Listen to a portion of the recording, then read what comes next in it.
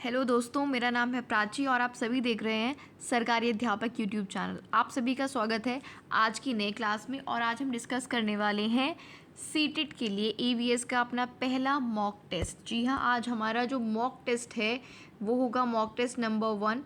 Last session में हमने कल ही जो है सीडीपी का एक कंप्लीट मॉक टेस्ट डिस्कस किया है, जिसमें 30 क्वेश्चंस पूरे डिस्कस किए हैं, पेडागोजी भी और कंटेंट भी। उसी क्रम में आज हम ईवीएस के लिए एक मॉक टेस्ट डिस्कस करने वाले हैं। ये पहला मॉक टेस्ट होगा। इसी तरह से एग्ज़ाम तक आपको बहुत सारे हम प्रैक्टिस क्वेश्चंस कराने का सोच रहे हैं, तो लेकिन आपके सपोर्ट और साथ की हमें बहुत ज़्यादा ज़रूरत है। इसलिए आप हमारे साथ बने रहिएगा अपने सीटेट के एग्ज़ाम की तैयारी तक। और हमारी कोशिश है, हमारी तरफ से आपको 100% दिया जाएगा।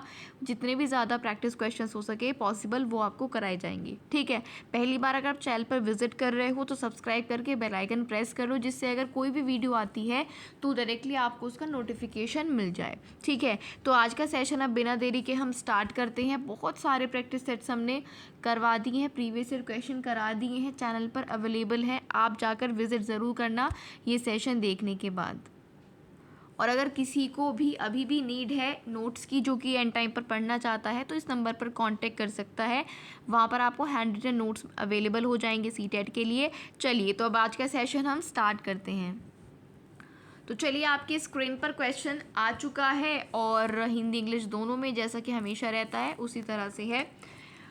ठीक है, और पूरे 30 क्वेश्चन ईवीएस के डिस्कस करेंगे। बहुत लोग आपको पढ़ाते हैं ईवीएस और मतलब न्यूमेरिकल्स नहीं करवा पाते हैं, लेकिन जो भी 2 से 3 न्यूमेरिकल आते हैं ईवीएस के पेपर में आपके, और आप ये विश्वास मानिए इन्हीं टॉपिक से आते हैं। लाइक एक डायरेक्शन हो गया, एक टाइम का क्वेश्चन स्पीड कहा जाता है, वही रिपीट हुआ है पिछले कई सालों में।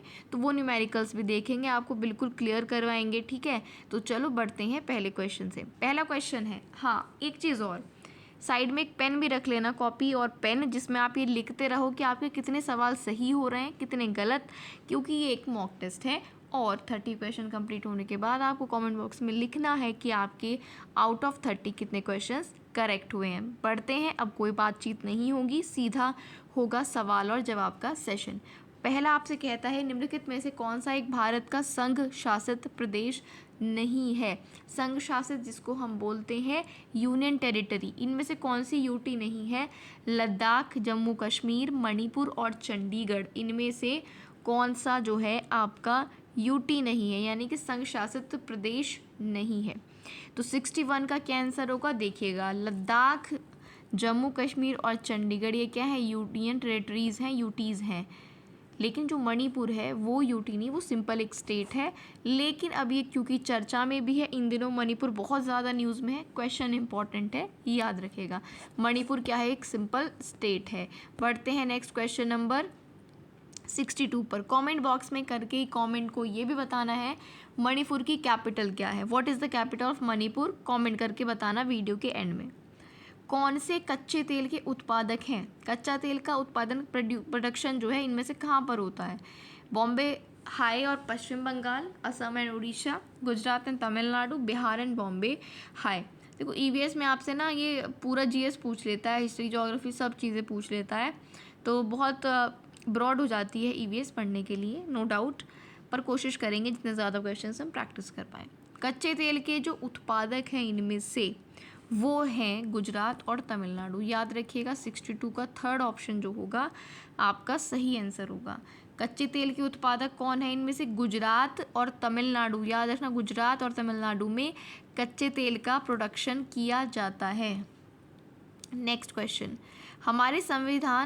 हमारे देश का जो संविधान है उसमें से किसके नेतृत्व में बनाया गया था। हमारे देश का संविधान इनमें से किसके नेतृत्व में या फिर कहीं लीडरशिप में बनाया गया था। 63 का आपको राइट आंसर करना है। मोहनदास करमचंद गांधी, वल्लभ भाई पटेल, भीमराव अम्बेडकर, सर्वपल्ली राधाकृष्णन, किसके नेतृत्व में भारत का जो संविधान है वो बनाया गया था।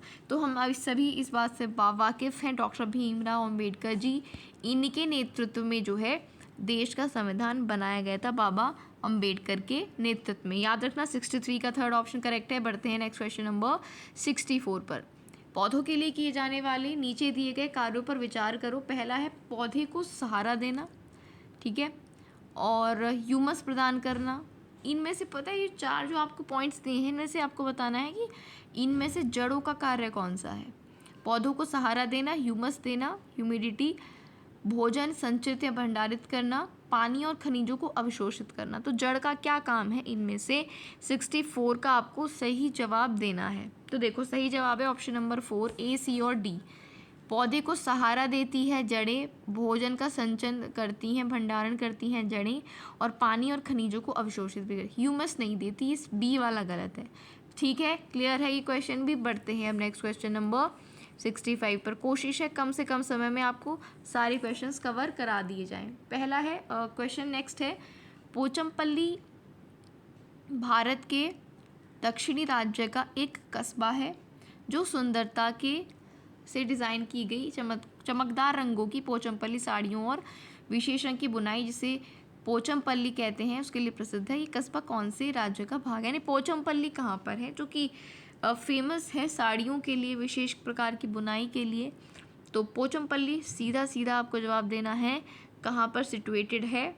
तो ये जो है 65 का आपका थर्ड करेक्ट हो जाएगा। पोचमपल्ली तेलंगाना में है। पोचमपल्ली कहाँ पर है, तेलंगाना है। साउथ स्टेट है ये हमारे देश का, दक्षिणी राज्य है। पोचमपल्ली तेलंगाना में सिचुएटेड है। नेक्स्ट क्वेश्चन नंबर 66, निम्नलिखित में से खाद्य पदार्थों के उस समूह को चुनिए जिसके प्रत्येक सदस्य में लौह तत्व प्रचुर मात्रा में होता है। सिंपल, एक इन चारों में से चुन लीजिए जिसमें आयरन सबसे ज़्यादा होता है। कोई 3 ऐसे हैं इन 4 ऑप्शंस में से जिनमें भरपूर मात्रा में लौह तत्व होता है, आयरन होता है। गुड़, आंवला, टमाटर, आंवला, पालक। गुड़, आंवला, बंद गोभी, टमाटर, बंद गोभी, आंवला, पालक। आयरन इसमें से आपको किससे मिलता है, प्रचुर मात्रा में। तो 66 का आपने मार्क कर लिया होगा। आपको भी हर क्वेश्चन का आंसर मार्क करना है, फिर तब मैं बताऊंगी चेक करना है। सही है तो सही लिखिए और गलत को आप छोड़ देना, सही सही लिख लेना जो जो आपके सही होते हैं, और जो आपके सही नहीं होते उसको वहीं पर आप देख लीजिए कि क्या सही आंसर है। 66 का दूसरा ऑप्शन सही है, आंवला, पालक और गुड़ में आयरन होता है प्रचुर मात्रा में। पालक के बारे में तो सभी सुनते हैं जनरली कि पालक में आयरन होता है, गुड़ में भी आयरन होता है और आंवले में भी आयरन होता है। क्लियर है इतनी बात। नेक्स्ट क्वेश्चन नंबर 67, निम्नलिखित में से पक्षियों का वह समूह चुनिए जिसका प्रत्येक सदस्य हमारी तुलना में 4 गुनी अधिक दूरी की वस्तु को स्पष्ट देख सकता है। साधारण मनुष्य की तुलना में 4 गुना दूर तक की वस्तु को स्पष्ट दूरी तक देख सकने वाला इनमें से कौन सा ग्रुप है पक्षियों का। फिर से आपके पास 4 ऑप्शन है, फाख्ता, कौवा, मोर, बाज, कबूतर, तोता। कौवा, चील, बुलबुल या बाज, चील, गिद्ध। कौन सा समूह है जो 4 गुना दूरी तक मनुष्य से दूर तक क्लियर चीज़ों को देख सकता है। तो 67 का फोर्थ आपका ऑप्शन सही है, वो है बाज, चील और गिद्ध। ठीक है, fourth is the right answer. बाज, चील और गिद्ध जो है 4 गुना दूरी तक देख सकते हैं मनुष्य से ज़्यादा। 68 पर चलते हैं। 68 आपसे कहता है, नीचे दिए किस एक राज्य के ग्रामीण लोग अपने ढालू छत वाले लकड़ी के मकान मजबूत बांस के खंभों पर धरती से 3 से 3.5 मीटर की ऊंचाई पर बनाते हैं। तो देखो राजस्थान में तो ऐसा नहीं है। ठीक है, अब आप सोचोगे तो क्या ऑप्शन हो सकता है, राजस्थान भी नहीं होगा, उड़ीसा भी नहीं होगा, बचता है लद्दाख और असम। तो कहाँ पर ऐसा होता है कि ढालू छत, इस तरह की छत वाले लकड़ी के मकान बांस के खंभों से धरती से 3 से 3.5 मीटर की ऊंचाई पर बनाए जाते हैं। तो ऐसा होता है असम में, तो ऐसा लद्दाख में नहीं, ऐसा असम में होता है। 68 का आपका थर्ड जो है ऑप्शन वो राइट आंसर है। बढ़ते हैं क्वेश्चन नंबर 69 पर। भारत के मानचित्र में दिल्ली की स्थिति के सापेक्ष गुजरात की जो राजधानी है गांधीनगर और पटना की दिशा बतानी है। यानी कि दिल्ली से एक तो आपको गांधीनगर जो कि गुजरात में है उसकी लोकेशन बताओ कौन सी दिशा में है, और एक दिल्ली से जो पटना है बिहार की राजधानी वो किस डायरेक्शन में है वो बताओ। तो 69 में फिर से आपके पास 4 ऑप्शन है और जो सही उत्तर है इस प्रश्न का वो है दूसरा। देखो मान लीजिए, देखो डायरेक्शंस आपको पता है कैसे होती हैं, ये ईस्ट होता है, वेस्ट, नॉर्थ और ये होता है साउथ, पूर्व, पश्चिम, उत्तर और दक्षिण। अब दक्षिण इसी में ले लेते हैं, दक्षिण पश्चिम कहाँ पर होगा, तो ये होता है दक्षिण पश्चिम, यानी कि ये क्या है दिल्ली। अगर ये दिल्ली है तो दक्षिण पश्चिम में ये गांधीनगर हो गया इधर, ठीक। और दक्षिण पूर्व किधर हुआ, दक्षिण पूर्व आपका किधर हुआ इधर, यानी कि इधर क्या है पटना है। समझ गए ये डायरेक्शंस आप, क्लियर है इतनी बात? देखो यहाँ पर दिखा देते हैं, ये ईस्ट है, वेस्ट है, नॉर्थ है, साउथ। ये होता है साउथ ईस्ट, ये होता है साउथ वेस्ट, ये नॉर्थ ईस्ट, ये नॉर्थ वेस्ट। ये जो बोल रहा है किसके बारे में? साउथ वेस्ट के। तो यहाँ पर क्या हो गया? गांधीनगर गुजरात। ये दिल्ली है अगर तो ये गांधीनगर गुजरात, और ये अगर दिल्ली है तो साउथ ईस्ट में ये आपका हो जाएगा पटना। ये आपको तभी आंसर आ सकता है जब आपकी मैप बहुत अच्छा हो, मैप में आपको सारी डायरेक्शंस पता हों। Next question number 70। एक ही क्वेश्चन आएगा ऐसा, चाहे तो आप उसको मैप की बात करें स्किप भी कर सकते हो। निम्नलिखित में से किसने मटर के पौधों के साथ प्रयोग किए हैं और ये पाया है कि मटर के पौधों में कुछ ऐसे लक्षण होते हैं जो जोड़ियों में पाए जाते हैं, पेयर्स में पाए जाते हैं, जैसे चिकने या खुरदरे होना, लंबे या बौने होना, पीले या हरे होना। तो वो किस में होते हैं? जोड़ी में होते हैं। तो ये गुण जो है मटर के पौधे में प्रयोग करके किसने पाया? स्वामीनाथन जी ने, मेंडल ने, मेस्ट्रल ने या फिर डार्विन ने। अब मटर के पौधे पर एक्सपेरिमेंट करने के लिए कौन प्रसिद्ध हैं? भले ही आपको ये ना पता हो कि जोड़ियों में पाए जाते हैं इस लक्षण, लेकिन अगर आपने ये देख लिया ना कि मटर के पौधे पर प्रयोग किसने किया, तो सीधा आंसर एक माइंड में आता है, ग्रेगर जॉन मेंडल। अगर आपने पहले कभी जीएस पढ़ा है तो एकदम आपके माइंड में क्लिक करेगा कि मटर पे परीक्षण किया था ग्रेगर जॉन मेंडल ने, तो याद रखना इनका नाम। क्वेश्चन नंबर 71 पर चलते हैं। निम्नलिखित में से कौन सा एनसीएफ 2005 के अनुसार ईवीएस पाठ्यक्रम में सुझाए गए 6 विषयों में से एक है? एनसीएफ 2005 में ईवीएस के लिए जो है, ईवीएस के सिलेबस में 6 विषय सुझाए गए हैं। उन 6 में से कोई एक विषय इनमें यहाँ पर दिया है, वो कौन सा है? पदार्थ, प्राकृतिक संसाधन, चीज़ें जो हम बनाते हैं और करते हैं, चीज़ें कैसे काम करती हैं। तो 71 का क्या आंसर होगा? और ये मैंने जो आपको पहले भी इस चैनल पर ईवीएस के प्रीवियस ईयर क्वेश्चन कराए हैं उनमें सेम यही क्वेश्चन आया है। तो इसका आंसर क्या होगा? थर्ड ऑप्शन होगा, चीज़ें जो हम बनाते हैं और करते हैं। ये एक विषय है, ये एक सब्जेक्ट है ईवीएस के सिलेबस में, ठीक, थीम्स में एक है, चीज़ें जो हम बनाते हैं और करते हैं, things we make and do. तो 71 का थर्ड ऑप्शन याद रखना, ये इंपॉर्टेंट क्वेश्चन है, पहले भी प्रीवियस ईयर में ऐसे ही सेम क्वेश्चन पूछा गया है। 72 पर आ जाते हैं। उपाख्यान अभिलेखों में क्या नहीं दर्ज करना चाहिए?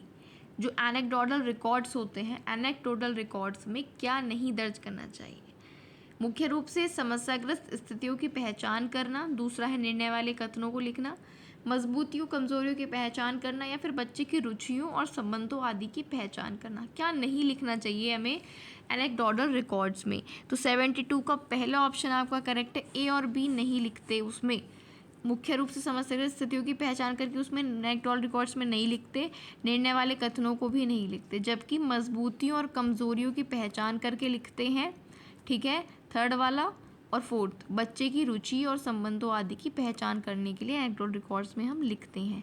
तो पहला और यहाँ पर क्या नहीं लिखते ये पूछा है, तो ए और बी इसका राइट आंसर हो जाएगा। ये याद रखिएगा, मजबूती कमजोरियों की पहचान और बच्चों की रुचि और संबंधों की पहचान करना। नेक्स्ट क्वेश्चन है, अगर आप एक एकीकृत ईवीएस कक्षा के लिए हैं, मतलब पढ़ा रहे हैं, तो आप कैसे प्लानिंग करोगे, कैसे आप योजना बनाओगे एक इंटीग्रेटेड ईवीएस क्लासरूम के लिए, जिसमें हर तरह का बच्चा है, जल्दी समझने वाला, देर से समझने वाला, कम समझने वाला, ठीक, हर तरह की एक जो कक्षा है वो एकीकृत क्लास है ईवीएस की। तो उस क्लास के लिए आप कैसे प्लानिंग करोगे? पहला है, एक पाठ में 2 या 2 से अधिक विषय क्षेत्रों को मिलाओगे, या अलग योजनाओं में सभी विषयों को अलग करोगे, या विज्ञान और सामाजिक विज्ञान के लिए अलग अध्यापक का प्रबंध करोगे, या फिर पर्यावरण विज्ञान के लिए अलग अध्यापक का प्रबंध करोगे? क्या करोगे?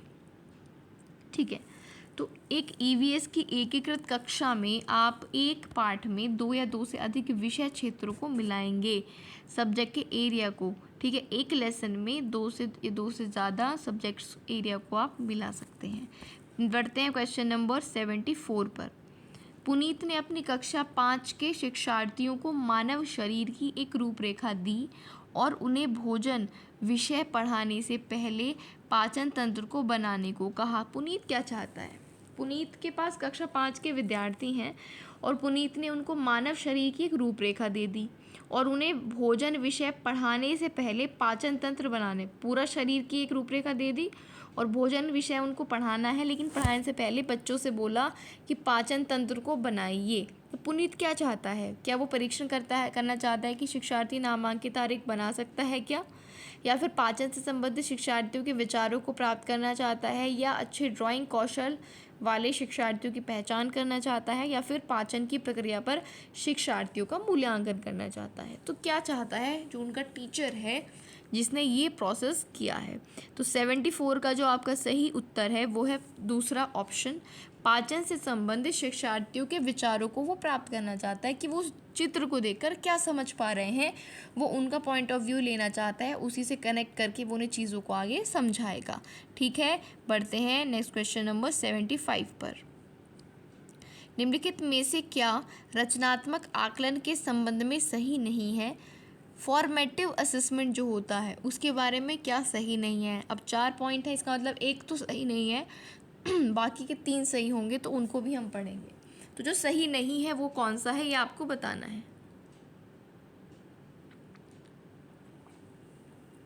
पहला ऑप्शन पढ़िए, रिपोर्ट कार्ड के प्रत्येक तिमाही में इसकी सूचना दी जाती है। फॉर्मेटिव असेसमेंट की ऐसा बिल्कुल भी नहीं है, हर तीसरे महीने में नहीं दी जाती। अब क्या सही है, ध्यान से सुनिएगा रचनात्मक आकलन के बारे में।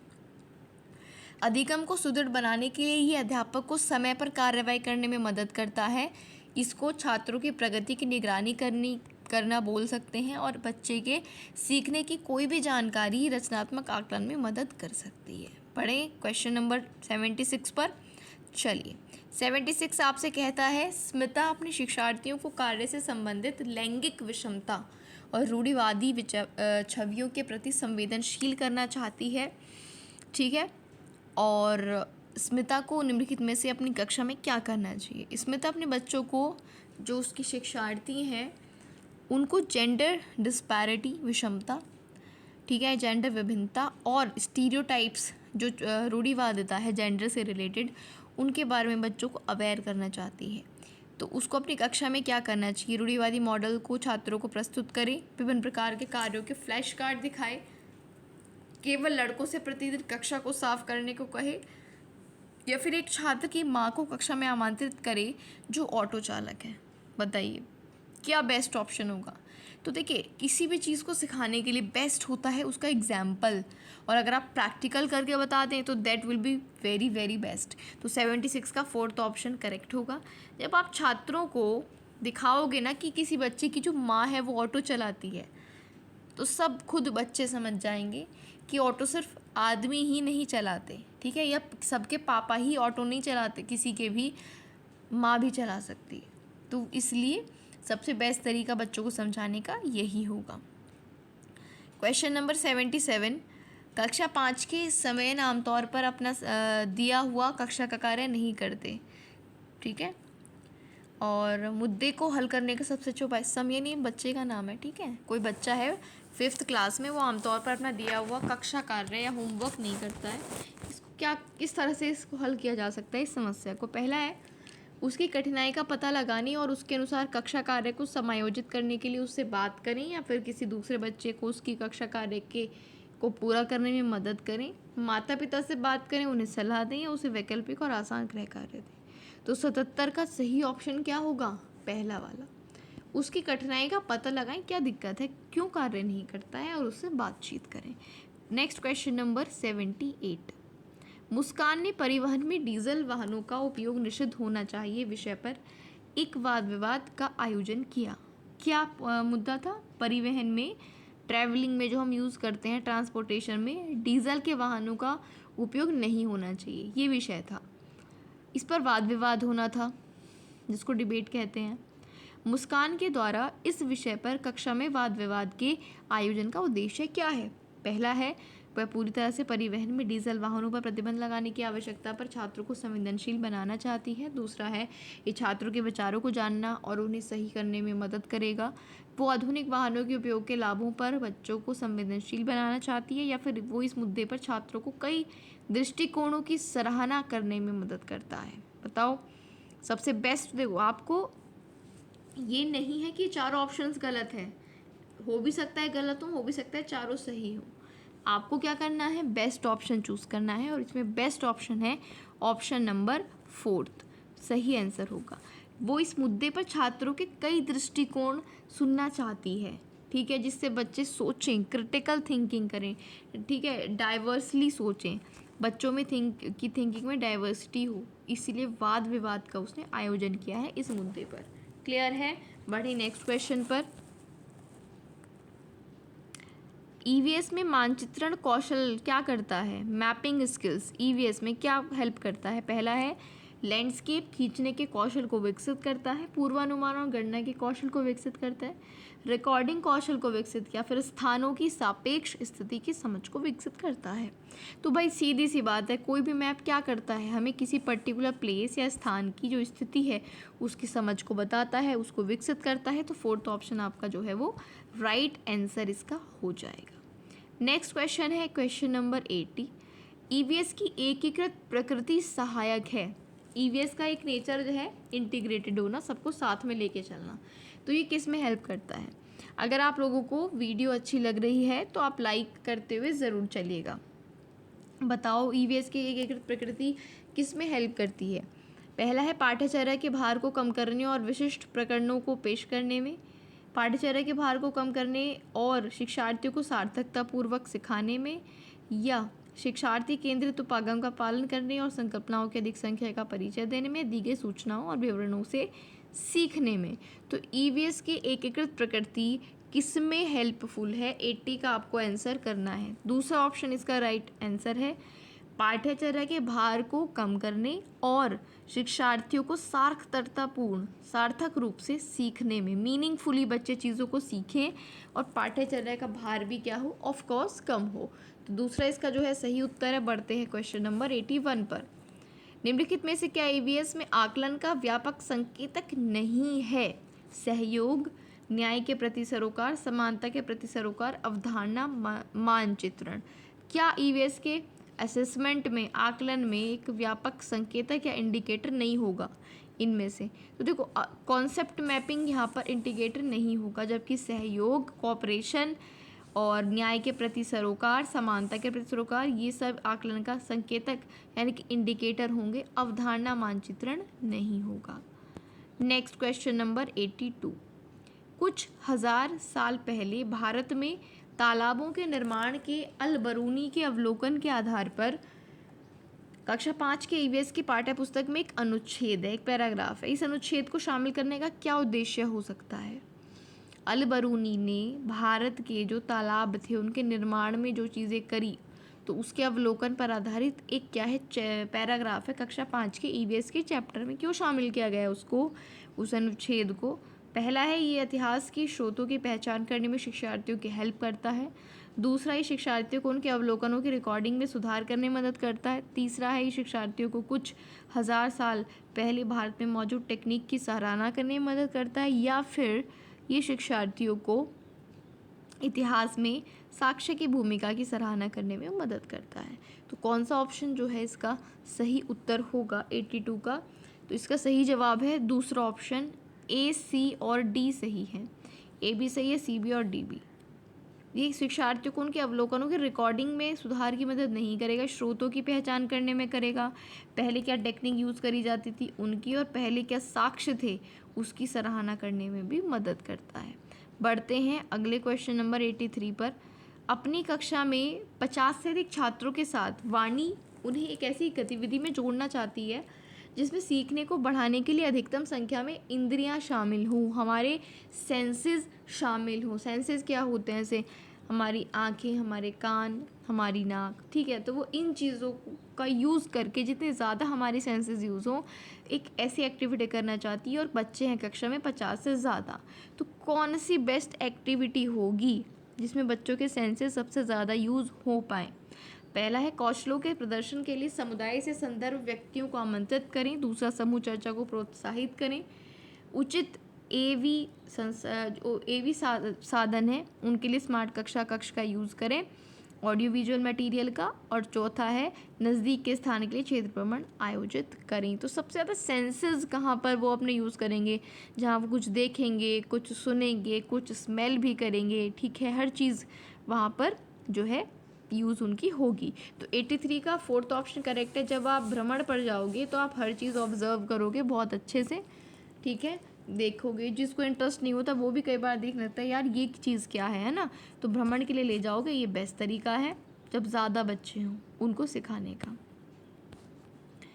84th, इकरा अपने शिक्षार्थियों को ईवीएस में समाचार पत्रों और पत्रिकाओं को पढ़ने के लिए क्यों प्रोत्साहित करती है? इकरा टीचर है, बच्चों को ईवीएस में बोलती है कि आप न्यूज़पेपर और मैगजीन्स पढ़िए, तो वो उन्हें क्यों मोटिवेट करती है? पहला है ये मनोरंजक संसाधन है, दूसरा है ये शिक्षार्थियों को उनके अपने संसार से जुड़ने में सहायता करते हैं, शिक्षार्थियों को स्वतंत्र बनाने में सहायता करते हैं, या फिर ये बच्चों को प्रतिस्पर्धी बनाते हैं। तो क्यों न्यूज़पेपर बच्चों को पढ़ना चाहिए? सही पॉइंट क्या होगा, सही जवाब क्या होगा यहाँ पर? तो देखो 84 का दूसरा जो जवाब है वो बिल्कुल सही है। ये शिक्षार्थियों को अपने संसार से जोड़ते हैं, संसार में क्या हो रहा है वो उनको पता होता है, उनको अवेयर किया जाता है, तो न्यूज़पेपर पढ़ने के लिए इसलिए मैम उनको बोलती हैं। क्वेश्चन नंबर 85, पर्यावरण अध्ययन में प्रश्न करने को एक युक्ति के रूप में उपयोग किया जा सकता है। युक्ति यानी कि एक स्ट्रैटेजी के रूप में हम यूज़ कर सकते हैं क्वेश्चनिंग को, है ना, प्रश्न पूछने को एक स्ट्रैटेजी के रूप में कैसे यूज़ कर सकते हैं ईवीएस में? पहला है अनुशासन बनाए रखने के लिए, ध्यान खींचने के लिए, नियमों के पालन को बढ़ावा देने के लिए, या फिर कक्ष में जिज्ञासा यानी कि क्यूरोसिटी को बढ़ाने के लिए। तो किस लिए क्वेश्चनिंग अच्छी होती है और उसको हम स्ट्रैटेजी के रूप में यूज़ कर सकते हैं? तो भाई सिंपल सी बात है, बच्चों में एक जिज्ञासा बढ़ाने के लिए, है ना, क्वेश्चनिंग हम कर सकते हैं क्लासेस में। ठीक है, क्वेश्चनिंग की जाए तो जिससे बच्चे क्या होते हैं, इंगेज होते हैं और चीज़ों को जानने के लिए उनमें जिज्ञासा या क्यूरोसिटी बढ़ती है। तो फोर्थ ऑप्शन राइट आंसर होगा। नेक्स्ट क्वेश्चन नंबर 86, नीचे दिए गए कौन से एक राज्य में तोरांग का अर्थ है जंगल? मतलब यहाँ पर कौन से स्टेट में जंगल को तोरांग बोलते हैं? सिंपल सी बात है, असम, ओडिशा, मिजोरम या झारखंड, कहाँ पर जंगल को तोरांग बोलते हैं? तो 86 का जो राइट ऑप्शन है वो फोर्थ ऑप्शन है झारखंड। याद रखना, झारखंड में जंगल को तोरांग बोला जाता है। तोरांग नाम से या तो आप असम पे या मिजोरम पे टिक करोगे, लेकिन ये कहाँ पर बोलते हैं? झारखंड में। चलिए अब आ जाती है न्यूमेरिकल की बारी, और न्यूमेरिकल आपसे कहता है, डायरेक्शन का सवाल है। आपका घर x है और आपका विद्यालय y है, और आपको अपने घर से जाना है अपने विद्यालय घूम फिर कर। ठीक, घूम फिर कर जाना है। कभी आप जाएंगे दक्षिण में, कभी पूर्व में, कभी उत्तर में, कभी पश्चिम में। तो फिर आपसे स्थिति पूछता है कि आपका घर किस दिशा में है स्कूल से, या स्कूल किस दिशा में है घर से, और दूरी पूछ लेते हैं। तो पहले इसकी कुछ बेसिक चीज़ें आप एक बार समझ लीजिए डायरेक्शन की। देखो, अभी मैंने बताई थी, एक बार फिर से बता देती हूँ। ये होता है ईस्ट, ये होता है वेस्ट, ये नॉर्थ, और ये साउथ, पूर्व, पश्चिम, उत्तर, और ये होता है दक्षिण। और इनके बीच की दिशाएं इन्हीं के नाम पर, जैसे ये बीच में जाएगा तो ये नॉर्थ ईस्ट या उत्तर पूर्व, ये साउथ ईस्ट या दक्षिण पूर्व, ये साउथ वेस्ट यानी कि दक्षिण पश्चिम, और ये नॉर्थ वेस्ट यानी कि आपका उत्तर पश्चिम। बस अब अगर आपसे बोले कि इस पॉइंट पर आप हो और आपको जाना है पूर्व में, तो आप इधर चलोगे। ठीक है, आप इधर चलोगे। और आपको बोले कि आपको जाना है दक्षिण में, तो इस नीचे चलोगे। आपको बोले पश्चिम में चलना है इस पॉइंट से, तो आप लेफ़्ट में चलोगे। और बोले उत्तर में चलना है तो सीधे चलोगे। आपको बोले इस पॉइंट से आपको चलना है उत्तर पश्चिम, तो उत्तर पश्चिम किधर होगा? इधर बीच में, है ना, क्योंकि इनके बीच में देखो ये उत्तर पश्चिम है, तो यहाँ चलोगे। तो इस तरह से डायरेक्शन सेंस यूज़ की जाती है। चलो अब बढ़ते हैं क्वेश्चन पर। क्या क्वेश्चन आपसे कह रहा है? ठीक, अब ये जो क्वेश्चन है, ठीक है, यहाँ पर तो स्पेस इतना है नहीं, पर चलो कोशिश करते हैं एडजस्ट करने की। यहीं पर इसको ड्रॉ करते हैं, जहाँ से चलना शुरू करता है ना वहाँ से ले लेते हैं, फिर ये स्पेस हमको मिल जाएगा इसको करने के लिए। सबसे पहले वो चलता है, क्वेश्चन पढ़ना शुरू करो यहाँ से। आप ठीक दक्षिण में 125 मीटर दूर जाते हैं। अब देखो, मान लो वो है यहाँ पर, ठीक यहाँ पर है वो बच्चा, वो कहाँ से शुरू कर रहा है चलना? अपने घर से। तो ये x क्या है? उसका घर है। वो यहाँ से चलना शुरू कर रहा है, ऊपर लिखी है ये बात कि वो x उसका घर है और यहाँ से चलना शुरू करेगा स्कूल के लिए। अब वो 125 मीटर चलता है दक्षिण में, तो देखो दक्षिण है नीचे की साइड, तो ये चल दिया 125 मीटर। अब इसने बोला है फिर ठीक पूर्व में 100 मीटर चलेगा। अब पूर्व किधर है, इधर, तो यहाँ से यहीं से मुड़ोगे ना जहाँ पर हो, तो यहाँ से हम पूर्व में चल दिए और ये चल दिए 100 मीटर, क्योंकि यहाँ पे लिखा था। अब इसे बोला अंत में, अभी इसके बाद आप ठीक उत्तर में चलेंगे। अब उत्तर तो ऊपर की साइड है, ऐसे चलते हैं उत्तर के लिए, तो ऐसे ही चलेंगे। उत्तर में कितना चल रहा है, 125 मीटर, तो उत्तर में 125 मीटर फिर ये चल दिया। और मैंने यहीं तक क्यों चला, क्योंकि भाई ये भी तो 125 मीटर था, ये भी 125 है, तो यहीं पर आएगा इसके बराबर ही। और ये कहाँ पर पहुँच गया, अपने विद्यालय वाई पर पहुँच गया, ये हो गया वाई। क्लियर है इतनी बात। ये 125 हमने अंदाजे से ली पहली वाली, दूसरी इसने 100 बोला तो 125 से कुछ कम ले ली, और फिर 125 ऊपर चलना था, तो क्योंकि इसके पैरेलल है, ठीक है, इसके बराबर है, तो ये भी 125, ये भी तो ठीक इसके सामने यहाँ पर ये रुकेगा। अब ध्यान से पढ़ो, क्वेश्चन क्या पूछा है, वाई के सापेक्ष, वाई से बताना है। वाई के सापेक्ष का मतलब वाई से बताना है कि जो एक्स है आपका घर वो कहाँ है। वाई है ये, एक्स है ये, ऐसे बताना है कि वाई से घर कौन सी दिशा में है और कितनी दूरी पर है। तो जब ये इसके पैरेलल है, अब देखो जब ये इसके पैरेलल है तो इसके पैरेलल ये भी होगा, क्योंकि तो बराबर डिस्टेंस है, तो ये 100 है तो ये भी 100 होगा। ठीक, अब दूरी तो 100 मीटर हो गई। अब दिशा निकालो। अब भाई यहाँ से इधर हम कौन सी दिशा में चलते हैं, ये कौन सी दिशा होती है, पश्चिम, ये होती है उत्तर, ये पश्चिम, ये दक्षिण, और ऊपर होती है उत्तर। तो वो वाई से जो उसका घर है वो किधर पड़ रहा है, पश्चिम दिशा में पड़ रहा है, और 100 मीटर की दूरी पे पड़ रहा है। तो थर्ड जो ऑप्शन है वो आपका राइट आंसर हो जाएगा, थर्ड ऑप्शन। क्लियर है। उम्मीद है मुझे आपको ये डायरेक्शन वाला क्वेश्चन क्लियर होगा, और खुद से भी इसको ज़रूर सॉल्व कर लेना, ठीक है, खुद से बना के देखना, बन जाएगा आपसे। अगर आपको डायरेक्शंस की नॉलेज है, दिशा का ज्ञान है, वैसे मैंने आपको बता दिया है कैसे और किधर आपको चलना है। अच्छा, यहाँ से आपसे ये भी पूछ सकता था, अब तो इसने क्या पूछा, विद्यालय से घर कौन सी दिशा में है।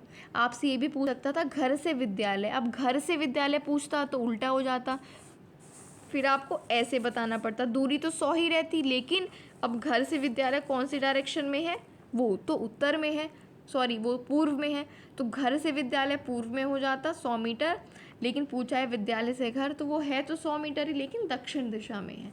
ठीक है, ये वही बात हो गई कि मान लो कोई व्यक्ति यहाँ है, कोई यहाँ है, मान लीजिए एक्स है, ये वाई है। अब आपसे पूछे वाई एक्स से कौन सी दिशा में है, तो वाई एक्स से पूर्व में है। और अगर आपसे पूछे एक्स वाई से किस दिशा में है, तो एक्स वाई से पश्चिम दिशा में है। क्लियर है। उम्मीद है मुझे आपको ये क्वेश्चन क्लियर हुआ होगा। अब एक और न्यूमेरिकल आपके सामने है, डिस्टेंस, टाइम और स्पीड का 88 सवाल। ये आपसे कहता है कि कोई लड़का नागरकोइल से मड़गांव जाना है उस लड़के को, वो 4 जून 2020 को किसी रेलगाड़ी में सवार होता है। रेलगाड़ी चलती है 22:30 पे नागरहोल से, और 6 जून 2020 को वो 4:30 बजे मड़गांव पहुंचती है। इस समय में उसने टोटल दूरी तय की है 1145 किलोमीटर। तो गाड़ी की औसत चाल बताओ। तो देखो, चाल का फॉर्मूला होता है चाल बराबर दूरी बटे समय, चाल बराबर दूरी बटे समय, स्पीड बराबर डिस्टेंस अपॉन टाइम। औसत चाल इसने बोला है, यानी कि एवरेज स्पीड, तो एवरेज स्पीड हो जाती है total distance upon total time, बस एवरेज में इतना ऐड हो जाता है। तो एवरेज स्पीड में क्या ऐड हो जाएगा, टोटल डिस्टेंस जो उसने, टोटल दूरी जितनी चली बटे टोटल समय जितना उसने चला, वो हो जाता है। तो हमें देखो औसत चाल निकालने के लिए टोटल डिस्टेंस तो पता है 1145 किलोमीटर चला, लेकिन अब हमें टोटल टाइम निकालना है और इस फॉर्मूले में रख देना है। अब देखो टोटल टाइम कैसे निकलेगा, बहुत सिंपल सी कैलकुलेशन हम लगाते हैं। अगर आपको टाइम यहाँ पर ऐसे दिया है ना 22:30, इसका मतलब ये रात का समय है। ठीक, अगर आपसे 1 से लेके 12 तक जो समय ये देगा जनरली वो AM होगा। ठीक, और 12:30 वाला अगर ये 22 यहाँ पर किसकी फॉर्म में दिया है, 13, 14, 15, 16, 17, 18, 19, 20, 21, 22, ठीक, तो ये रात का समय है, मतलब PM वाला टाइम है। या तो ये आपको AM PM मेंशन करके देगा, लेकिन इसने मेंशन नहीं करे, तो ये 22:30 ये 10:30 होता है। 22:30 क्या होता है, 10:30 होता है। लेकिन याद रखो अगर ये 22 लिखा है तो रात वाला 10:30 है, यानी कि PM है, वरना ये सिंपल 10:30 लिखता तो वो सुबह का वाला होता, AM होता। ठीक, ये समझो इस बात को आप, 22:30 का मतलब अगर यहाँ पर ये लिखता 10:30 तो ये AM होता, और अगर ये 10:30 PM लिखता तो चलो PM ही कंसीडर करते, लेकिन जब इसने इस फॉर्म में लिखा है तो ये क्या है, PM है, नहीं रात वाली 10:30 है। अब वो 4 जून को चलता है, मैं यहाँ पर 10:30 ही लिखूँगी जिससे आपको आसानी से समझ में आए, 4:10 PM। ठीक है, 4 जून को वो चला, 4 तारीख यहाँ लिख ली 10:30 बजे। अब 4 जून से लेकर 5 जून तक रात के 10:30 से अगले दिन के 10:30 तक 24 घंटे हो जाएंगे। इतना समझो पहले, जब वो चला रात को 4 तारीख को 10:30 बजे, अगले दिन 5 तारीख को 10:30 बजे पूरे 24 घंटे हो जाएंगे। तो 24 घंटे तो हमारे हो गए ये, प्लस अब देखो ये जो 4:30 समय दिया है, यहाँ पे तो 4:30 लिखा है, यानी कि सुबह का टाइम है, AM का टाइम है। अब हमें इस रात के 10:30 बजे से सुबह के 4:30 तक का टाइम और काउंट कर लेना है। तो 10:30 से 11:30 1 घंटा, 11:30 से 12:30 2, फिर 1:30 3, 2:30 4, 3:30 5 और 4:30 6, यानी कि अब रात के 10:30 से सुबह के 4:30 तक कितने घंटे हुए, 2 2 4 2 6 घंटे ये हो गए। तो 24 तो ये चले उसने और 6 ये चले, यानी 24 और 6 30, यानी कि उसको 30 घंटे टोटल समय लगा। 4 जून से लेकर 6 जून तक वहाँ पहुँचने में टोटल उसे 30 घंटे लगे। तो एवरेज स्पीड क्या हो जाएगी, total distance 1145 upon total time 30 घंटे, और जब इसको सॉल्व करेंगे तो ये आ जाएगा 38.16। ठीक, पूछा है लगभग कितनी है, तो 38 वाला आंसर कौन सा है इनमें से आप देख लोगे, सेकंड वाला ऑप्शन है। लगभग में जब भी पूछे अप्रॉक्सीमेटली या नियरली तो आप आंसर लगा सकते हो। 38 पॉइंट समथिंग आया है ना, तो 38 वाला आंसर लगा दीजिए, ऑप्शन नंबर बी करेक्ट हो जाएगा। मैंने अपने बेस्ट तरीके से आपको समझाया है और उम्मीद है कि आपको ये जो क्वेश्चन है क्लियर हो गया होगा। ठीक, बढ़ते हैं अब अगले क्वेश्चन पर। 89 आपसे कहता है नीचे दिया गया कौन सा कथन मधुमक्खियों और छत्तों के विषय में सही नहीं है। तो पहला है प्रत्येक छत्ते में एक रानी मक्खी होती है जो अंडे देती है। अच्छा, देख लेते हैं कौन सा सही नहीं है, फिर सही वाले पढ़ लेंगे। ठीक, तो 89 का दूसरा ऑप्शन जो है वो गलत है, यानी कि इसका सही जवाब है नर मक्खियाँ छत्तों के लिए अत्यंत महत्वपूर्ण होती हैं। गलत बात है, नर मक्खियाँ इंपॉर्टेंट नहीं होती। अब आ जाता है पहला कहता है प्रत्येक छत्ते में एक रानी मक्खी होती है जो अंडे देती है। सही बात। छत्ते में बहुत सारी काम करने वाली मक्खियाँ होती हैं। सही बात। छत्ते में केवल कुछ ही नर मक्खियाँ होती हैं, ये बात भी सही है। चलो पढ़ते हैं आज के आखिरी और क्वेश्चन, नेक्स्ट क्वेश्चन पर। आज हम मिर्ची के बिना भोजन की कल्पना भी नहीं कर सकते हैं, इसे व्यापारी हमारे देश में कहाँ से लाए थे। अच्छा क्वेश्चन है, इंटरेस्टिंग भी है। मिर्च के बिना खाना हमारा नहीं बनता है, तो व्यापारी हमारे देश में इसको कहाँ से लाए थे सबसे पहले, अफ़गानिस्तान से, इंग्लैंड से, साउथ अमेरिका से या साउथ अफ्रीका से। तो 90 का जो राइट आंसर होगा वो होगा तीसरा ऑप्शन, दक्षिण अमेरिका, यानी कि साउथ अमेरिका से हमारे व्यापारी मिर्ची को लेकर आए थे, चिली जिसको हम बोलते हैं। तो 90 का थर्ड ऑप्शन करेक्ट होगा। मिर्च कहाँ से लाए थे व्यापारी हमारे देश के, साउथ अमेरिका से। क्लियर है इतनी बात।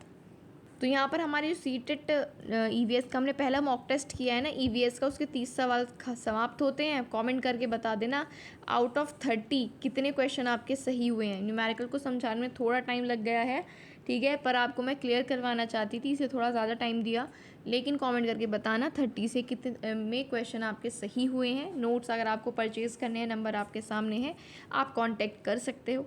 अब वीडियो अगर आपको अच्छी लगी है तो लाइक कर दो फटाफट से, और सब्सक्राइब नहीं किया सब्सक्राइब करके बेल आइकन को प्रेस कर लेना। और जाने से पहले बस जो आपके स्टडी ग्रुप हैं उनमें आप इस लिंक को शेयर कर देंगे तो बहुत अच्छा रहेगा, ज़्यादा लोगों तक हमारी वीडियो पहुंच पाएगी। मिलेंगे कल फिर एक किसी नए सब्जेक्ट के मॉक टेस्ट के साथ। हमारे चैनल के साथ बने रहिए टिल एग्ज़ाम, आपको बहुत अच्छे क्वेश्चंस की हम प्रैक्टिस करवाते रहेंगे। तो आज की क्लास में इतना ही रखते हैं, मिलते हैं नेक्स्ट वीडियो में, तब तक के लिए थैंक यू।